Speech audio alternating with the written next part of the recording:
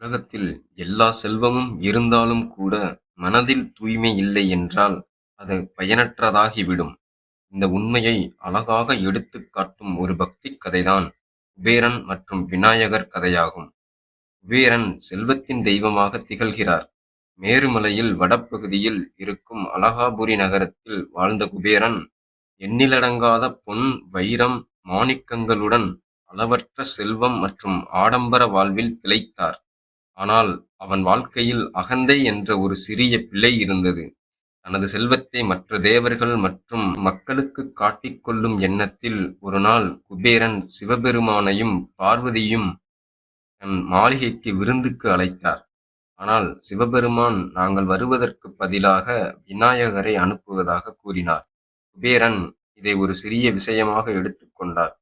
விநாயகர் ஒரு பிள்ளைதான், அவர் எப்படி எவ்வளவுதான் சாப்பிடுவார் என்ற எண்ணத்தில் அவர் சில இனிப்புகள், சிறந்த உணவுகள் என சிம்பிளாக விருந்தை தயார் செய்தார். விநாயகர் வந்ததும் உணவை சாப்பிட ஆரம்பித்தார்.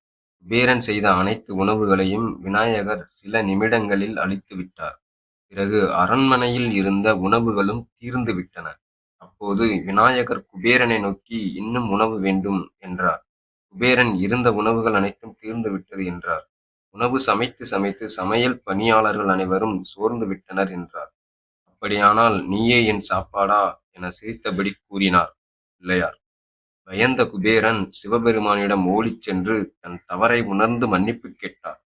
அதற்கு சிவபெருமான், செல்வம் என்பது பிறரிடம் காட்டுவதற்கு அல்ல, பகிர்வதற்கும் உதவுவதற்கும் பயன்பட வேண்டும் என்றார். இந்த நிகழ்வின் பின் குபேரன் தனது அகந்தையை விட்டுவிட்டு பிறருக்காக வாழத் தொடங்கினார். தன்னுடைய செல்வத்தை நற்காரியங்களுக்கு பயன்படுத்த ஆரம்பித்தார்.